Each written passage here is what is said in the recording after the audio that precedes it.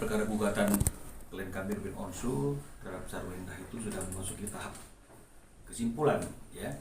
Hanya saja kesimpulannya itu kita sampaikan tidak secara langsung di dalam persidangan, tapi disampaikan melalui e-court, ya. Dan kita sudah masukkan kesimpulan kita pada hari ini. Inti daripada kesimpulan kita itu adalah kita menyatakan sidang sudah berjalan dengan baik, namun faktanya setelah dipanggil secara patut dan sah sebanyak 3 kali, tergugat itu tetap tidak hadir dalam persidangan untuk menggunakan haknya, ya, untuk menggunakan haknya membantah isi gugatan kami atau menggunakan haknya untuk menyatakan tidak setuju dengan apa yang kami sampaikan di dalam gugatan atau tidak setuju untuk adanya permintaan perceraian seperti apa yang disampaikan oleh klien kami dalam gugatan. Jadi intinya dengan ketidakhadiran tergugat sebanyak 3 kali dalam persidangan, meskipun sudah dipanggil secara sah dan patut, itu menunjukkan bahwa sebenarnya tergugat juga patut diduga menyetujui, ya, atau sepakat dengan apa yang kami sampaikan dalam gugatan kami, ya. Dan kalau memang kita lihat dari beberapa pernyataan atau statement yang dilakukan oleh kuasa hukum tergugat, ya, karena beberapa kali kan saya juga lihat tayangan kuasa hukum tergugat juga memberikan statement, ya, bahkan menyatakan bahwa saksi-saksi yang dihadirkan itu juga ada hasil komunikasi dengan tergugat, ya. Jadi ini juga menunjukkan sebenarnya bahwa gugatan yang kami layangkan atas nama klien kami Ruben Onsu ini sebenarnya gugatan yang juga diinginkan, ya, oleh tergugat. Jadi bukan merupakan satu keinginan sepihak saja, tapi ini juga diinginkan oleh tergugat, karena seperti yang kita lihat sudah dipanggil secara patut, artinya dia tahu ada gugatan, artinya dia baca isi gugatan, tapi dia tidak hadir. Memang ini sebagai bentuk apapun yang dilakukan dalam proses hukum ini sudah atas dasar yang juga diketahui oleh tergugat. Hanya saja mungkin yang diminta untuk mengajukan gugatan atau yang mengambil peran sebagai penggugat dalam masalah ini adalah klien kami. Nah, dan kalau sesuai dengan agenda jadwal persidangan yang sudah disampaikan oleh majelis hakim kepada kami, setelah tanggal 10 September hari ini kesimpulan, maka putusan atas gugatan ini akan dibacakan pada tanggal 24 September.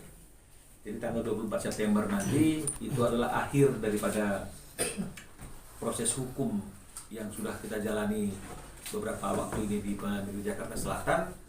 Itu akan dibacakan putusannya pada tanggal 24 September, ya. Meskipun ada juga kemungkinan putusan juga akan disampaikan melalui e-court, tapi juga ada kemungkinan pembacaan keputusan akan dibacakan langsung dalam sidang tertutup seperti selama ini penggugat kuasa hukumnya itu hadir dalam persidangan. Nah, itulah yang bisa kami sampaikan kepada teman-teman media terkait dengan masalah perkembangan gugatan klien kami Ruben Onsu kepada tergugat Sarwenda. Terima kasih. Bang, berarti Ruben Onsu dan Sarwenda sendiri sudah mengetahui, Bang, ya? Satu. Berarti Bang, kalau bisa dibilang Ruben ini tetap ingin bertekad. Jadi kalau misalnya dikatakan bahwa Ruben tetap ingin bercerai, ini juga boleh dikatakan ada benarnya, tapi ada tidak benarnya. Ya, karena kalau misalnya Ruben tetap ingin bercerai, ini kan artinya kan keinginan sepihak. Tapi kalau kita lihat fenomena dalam persidangan ini, bagaimana tergugat tidak hadir, berarti kan tidak ingin juga menggunakan kesempatan untuk mempertahankan perkawinan, kan begitu, ya. Dan kalau kita lihat juga beberapa statement dari kuasa hukum tergugat, bagaimana perannya mereka juga yang memberikan support, ya, untuk menghadirkan saksi-saksi yang memang mengetahui tentang rumah tangga penggugat dan tergugat. Ini sebenarnya kan juga menunjukkan bukan semata-mata Ruben saja yang ingin tetap kekeh untuk mengakhiri perkawinannya dengan perceraian, tapi artinya ini adalah suatu hal yang sudah menjadi keputusan bersama yang mana kita yang mana mungkin masing-masing pihak sudah tidak yakin lagi akan bisa hidup rukun terikat dalam suatu perkawinan.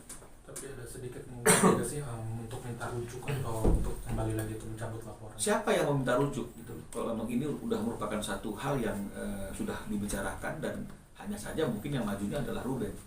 Ya kan, kalau misalnya seperti yang tadi saya katakan itu, andaikan saja ini bukanlah keputusan mereka atau tergugat tidak sepakat dengan apa yang disampaikan oleh Ruben, dia bisa menggunakan haknya untuk hadir dalam persidangan dan akan ada mediasi, karena hakim juga pasti akan mengundang para pihak prinsipal untuk mencoba dimediasi. Disitulah kalau memang mau ada rujuk, mau ada maaf, ada yang mempertahankan. Tapi kan ini tidak ada kondisi yang seperti itu, dan kalau kita lihat dari beberapa pernyataan juga dari pihak tergugat, kuasa hukumnya kan ini kan kita bisa mendapat kesimpulan sebenarnya, meskipun dari kami tidak pernah menyatakan dengan tegas selama ini, tapi kan dapat disimpulkan bahwa ini adalah suatu keputusan yang memang sudah mereka ambil bersama, dan hanya saja yang diminta untuk maju ke dalam persidangan itu adalah Ruben. Bang, ini kan dari awal prosesnya adem-adem aja, nggak ada saling tuding, nggak ada saling hujat segala macam antara Ruben dan Sarinda. Apa dari awal emang Ruben menginginkan seperti itu gitu, sempat bilang sama abang supaya ini semua berjalan ini aja, nggak usah, karena nggak enak mungkin menjaga perasaan anak seperti itu mungkin. Ya. Kalau memang persidangan ini ingin dibuat seadem mungkin, ya, selain menjaga perasaan anak dan mungkin menjaga beberapa kondisi, tapi memang sesuatu yang sudah final keputusannya di antara mereka berdua sebagai suami istri, hanya saja pihak yang akan mengambil peran sebagai penggugat itu yang memang harus diambil oleh Ruben, kan artinya kan ini juga pasti akan meminimalis konflik. Yang akan terjadi konflik itu kan kalau misalnya kemudian satu menginginkan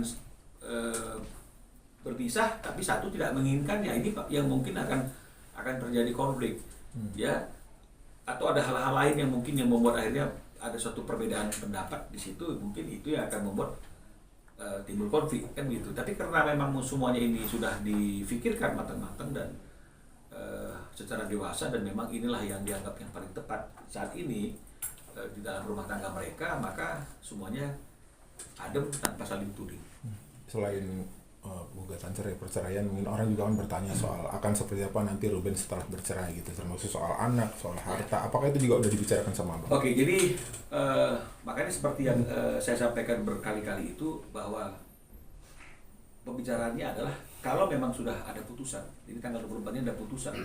Setelah putusan itu keluar, maka Ruben akan muncul, itu yang disampaikan oleh Ruben, untuk menjelaskan, untuk mengklarifikasi agar tidak terjadi simpang siur, ya, informasi yang simpang siur tentang bagaimana kondisi-kondisi yang terjadi dalam rumah tangganya, dalam perkawinannya setelah adanya putusan perceraian tersebut, baik itu mengenai masalah anak, baik itu mengenai masalah apapun. Jadi nanti di situ teman-teman media bisa bertanya dan berdialog langsung dengan Ruben. Tapi hari ini memang kita tunggu dulu tanggal 24 Septembernya sampai ada putusan itu, sehingga akhirnya kalaupun itu disampaikan itu hanya bicara untuk sesuatu yang sudah terjadi, dan inilah yang akan yang kondisi inilah yang terjadi pada kami saat ini. Jadi mungkin Ruben hanya ingin memberikan informasi itu, tidak jadi polemik yang berkepanjangan.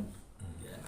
Selain keinginan dari Ruben sendiri, ada masukan-masukan dari abang sendiri untuk Ruben supaya segala proses ini berjalan lancar seperti itu? Kalau masukan itu kan sesuai dengan apa yang diinginkan oleh klien, ya. Klien ingin seperti apa dia proses hukumnya, kan gitu. Nah, jadi kalau memang misalnya klien itu ingin proses hukumnya itu tidak terjadi keributan, tidak terjadi suatu saling tuding menuding, ya ini memang mereka harus bisa selesai dulu tuntas di dalam itu. Dan kita juga ketika memberikan statement, ya memberikan statement yang tidak juga menuduh. Karena kalau misalnya kita memberikan statement yang tendensinya menuduh atau menyalahkan seseorang, maka seseorang yang disalahkan itu juga pasti akan menggunakan kesempatannya dalam memberikan statement untuk membela diri, dan menuduh orang lain itulah yang sebenarnya berbuat salah. Nah, jadi kalau misalnya itu yang terjadi, maka akan terjadilah saling tuding, saling menyalahkan, saling membenarkan diri sendiri. Tapi karena kita melihat bahwa nggak ada hal lagi yang perlu dibicarakan tentang siapa yang salah, ini keinginan siapa, saling tuding menuding, ya makanya kita statementnya juga hanya bicara mengenai masalah proses persidangan yang sedang berjalan, tahapan-tahapannya. Nanti pada waktu sudah putusan, baru mungkin kedua belah pihak mungkin bisa saja saling memberikan press release gitu ya, atau press con, atau bersama-sama ya di depan teman-teman media, kami sudah berakhir nih hubungannya ya teman-teman, kan bisa saja seperti itu. Dan memang mungkin yang diharapkan akan ke arah sana. Nominal ini kan mereka punya harta bersama juga, usaha bersama, nantinya itu setelah putusan cerai akan seperti apa sih pembagiannya? Itu sudah dibicarakan, dan itu sudah pasti akan ada setelah putusan, dan itu juga akan mungkin jadi materi yang akan disampaikan kepada teman-teman yang berkaitan dengan masalah harta bersama dengan usaha. Tapi seperti apa yang dikatakan oleh klien kami, itu akan disampaikan langsung oleh dia pada waktu putusan sudah